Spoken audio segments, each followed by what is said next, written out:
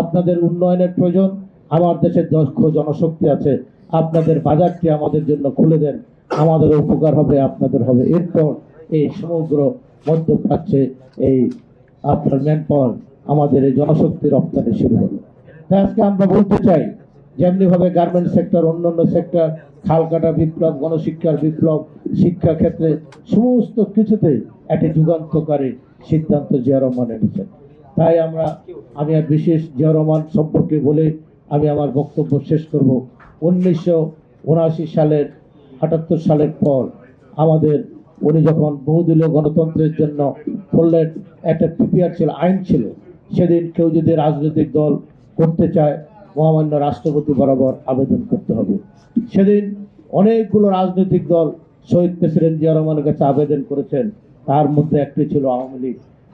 আমি যে জেলা থেকে এসেছি, নোয়াখালীর কৃতি সন্তান, পার্লামেন্টের স্পিকার ছিলেন, স্বরাষ্ট্রমন্ত্রী ছিলেন, স্বাস্থ্যমন্ত্রী ছিলেন, মালেক উকিল সাহেব আবেদন করলেন জিয়া রহমানের কাছে একটা অ্যাপ্লিকেশন, মহামান্য রাষ্ট্রপতি, আমি প্রাচীন দল আওয়ামী লীগকে আমি আবার পুনরুজ্জীবিত করতে চাই, যেটা শেখ মুজিব কবর দিয়ে গেছেন বাকশালের মধ্যে দিয়ে। আমি আওয়ামী লীগকে পুনরুজ্জীবিত করতে চাই, আওয়ামী লীগ নামে একটি রাজনৈতিক দল আমি বাংলাদেশে কর্মকাণ্ড করতে চাই। শহীদ প্রেসিডেন্ট জিয়া রহমান তার অ্যাপ্লিকেশনের উপর আওয়ামী লীগকে, মালেক উকিলকে আওয়ামী লীগ করার অনুমোদন দিয়েছিলেন। আজকে শেখ হাসিনা, তুমি যে 17 বছর বাংলাদেশের প্রধানমন্ত্রী, আওয়ামী লীগ নামক রাজনৈতিক দলের যে প্রধানমন্ত্রী হিসেবে দাবি করে আসছে যে আওয়ামী লীগ প্রাচীন দল, তোমার বাবা তো আওয়ামী লীগকে কবর দিয়ে গেছে।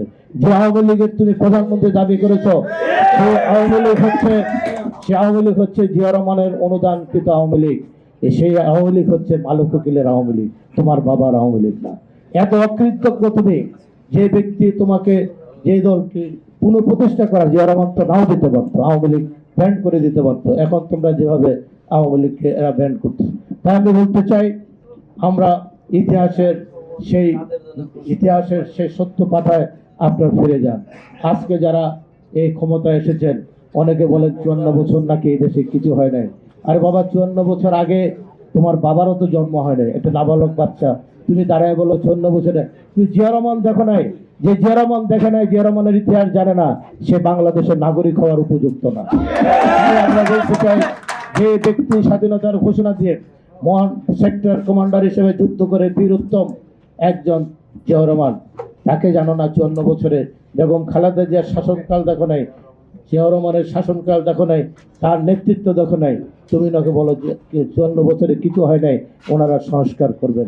পৃথিবীর জন্মের পর থেকে আজ পর্যন্ত সংস্কার একটি প্রতিনিয়ত কাজ। আপনার ফ্যামিলি তো, আপনার পরিবারও প্রতিনিয়ত সংস্কারের প্রয়োজন হয়। সংস্কার একটি আপনার চলমান প্রক্রিয়া, এটা কোনোরকম বন্ধ হয়ে যায় না।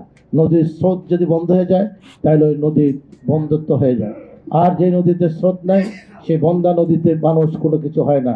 আর সংস্কার একটি চলমান। তুমি 3 দিন 4 দিনে কি একটা দেশের জাতির পুরো সংস্কার করে নেবে?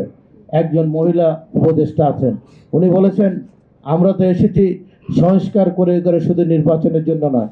17টি বছর আমরা শেখ হাসিনা বিরোধী আন্দোলনের রাজপথে ছিলাম। আমাদের 20,000 নেতা কর্মী জীবন দিয়েছে, 2,000 নেতা কর্মী গুম হয়েছে, আমাদের হাজার হাজার নেতা কর্মী পুঙ্গত্ব বরণ করেছে, 65 লক্ষ নেতা কর্মীর বিরুদ্ধে মামলা। আপনি আলাল বলেছেন আপনার মামলাগুলো উঠে গেল, আমি আলাল এখনো কোর্টে যাই।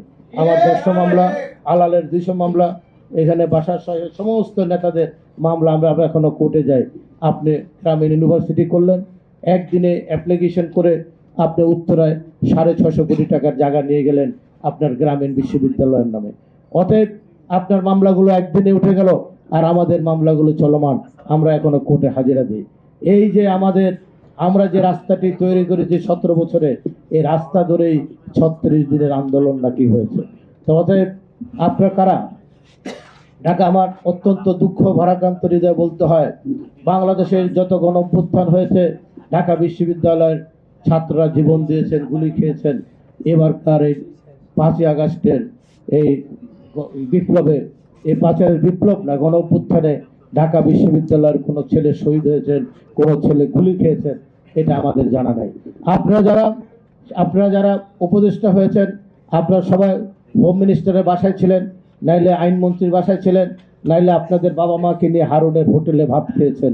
5ই আগস্টের পরে আপনার রাস্তায় এসে মহাবিপ্লবী হয়ে গেলেন।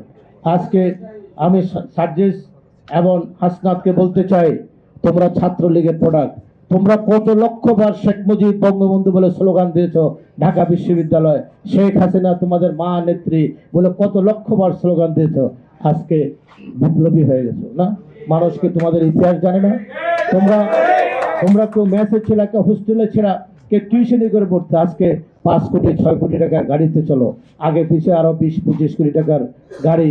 যিনি 500 টাকার পাঞ্জাবি পরতেন উনি 30,000 টাকার পাঞ্জাবি পরেন, 50,000 টাকার জুতো পরেন, 10-12 লাখ টাকার ঘড়ি পরেন। আপনাদের চেহারায় যে রোশনাই, এই রোশনাই তো আমরা 17 বছর আন্দোলন সংগ্রাম করলাম। আর আপনাদের এই দিনে চেহারাগুলো, আপনাদের উপদেষ্টাদের একজন এপিএস যদি 300-400 কোটি টাকার মালিক হয়, শেখ হাসিনা দুঃখ হাসতে হাসতে বলেছেন আমার একটা পিয়ন আছে জাহাঙ্গীর, সেও 400 কোটি টাকার মালিক। আর সেটা তো 17 বছর লাগছে। আর আপনার কয়েক মাসের মধ্যে আপনাদের পিএরা যদি 400-500 কোটি টাকার মালিক হয়ে যায়, তাহলে আপনাদের অ্যাকাউন্টে কত টাকা গিয়েছে? আপনারা গিয়ে সচিবালয় বৈষম্য বিরোধী আন্দোলনের নাম বলে সচিবদের ফোর্স করেন, বিভিন্ন ট্রান্সফারের ফোর্স করেন, বিভিন্ন টেন্ডারের জন্য ফোর্স করেন। এগুলো মানুষ জানে। আগামী দিনে আপনাদের আমলটা বের হবে। আমি কেয়ারটেকার সরকারের প্রধান, তত্ত্বাবধায়ক সরকারের প্রধান ইউনূস সাহেবকে বলতে চাই, আপনারা অনেকে সেনাবাহিনী নিয়ে কথাবার্তা বলেন। এই বাংলাদেশের সেনাবাহিনী হচ্ছে মুক্তিযুদ্ধের তৈরি সেনাবাহিনী। এটা অন্য কোনো দেশের সেনাবাহিনীর সাথে কোনো তুলনা নেই। 90-এর গণঅভ্যুত্থান হয়েছে, সেদিন আমি আলাল একসাথে রাজপথে ছিলাম, আমরা বাসার ভাই ছিলেন। আপনারা সেদিন দেখেছেন সম্রাট আছে এখানে, সম্রাট ছিল। আমরা সেদিন মারা যেতে পারতাম। সেদিন গণঅভ্যুত্থানের পরে ইচ্ছা করলেই নুরুদ্দিন সাহেব হিরো ছিলেন, যে জেনারেল ইরশাদকে ডিপ কমান্ডারদের বৈঠক থেকে বললেন আমরা আপনাকে সমর্থন দিতে পারবো না। তারপরে হোসেন মোহাম্মদ এরশাদ পদত্যাগ করেছেন। সেনাবাহিনী ইচ্ছা করলে সেদিন ক্ষমতা নিতে পারতো, সেনাবাহিনী ক্ষমতা নেয়, কারণ মুক্তিযুদ্ধের সেনাবাহিনী গণঅভ্যুত্থানকে সমর্থন করে বিচারপতি শাহাবুদ্দিন নিয়ে অন্তর্বর্তীকালীন সরকারের প্রধান হলেন। 90 দিনের মধ্যে বাংলাদেশের ইতিহাসে একটি সৎ পরিচ্ছন্ন নির্বাচন দিলেন। সেই নির্বাচনে বেগম খালেদা জিয়া বাংলাদেশের প্রথম মহিলা প্রধানমন্ত্রী নির্বাচিত হয়েছিলেন। আপসীর নেত্রী 1986 সাল, আমার মনে আছে এখন, আমার এখানে 3টি হাড় ভাঙা আছে, হালাল আছে, বাসার সাহেব আছে। আমরা সেদিন সারা রাত বেগম খালেদার সাথে ধানমন্ডিতে একটি বাসায় ছিলাম। বারবার জামাত ইসলামের নেতারা ফোন করছেন, অন্যান্য দলের নেতারা ফোন করছেন, সবাই নির্বাচনে যাবে, বেগম আওয়ামী লীগ নির্বাচনে যাবে। বেগম খালেদা জিয়া ফজরের নামাজের আজানের পরে সাংবাদিকদের সাথে, দেশি বিদেশি সাংবাদিকদের বললেন হোসেন মোহাম্মদ এরশাদকে স্বীকৃতি দেওয়ার জন্য আমি নির্বাচনে অংশগ্রহণ করব না। বেগম খালেদা জিয়া যায় নাই।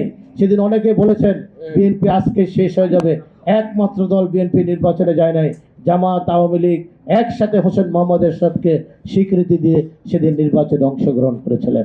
তাই বাংলাদেশের আপসীর নেত্রীকে 90 সালের গণঅভ্যুত্থানের পরে 27শে ফেব্রুয়ারি 1991 সালের নির্বাচনে ওনাকে সংখ্যাগরিষ্ঠতা দিয়ে সেদিন বাংলাদেশের প্রথম মহিলা প্রধানমন্ত্রী নির্বাচিত করেছিলেন। আমারও সৌভাগ্য হয়েছে সেই সংসদে যাওয়ার জন্য।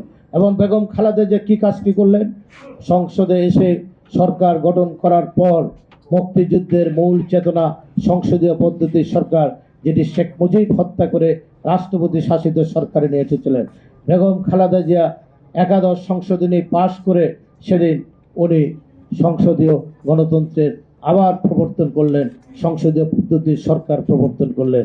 আজীবন স্বর্ণাক্ষরে বেগম খালেদা জিয়ার নাম লেখা থাকবে। মুক্তিযুদ্ধের স্বীকৃতি বেগম খালেদা জিয়া দিয়েছেন, আওয়ামী লীগ দেয়নি।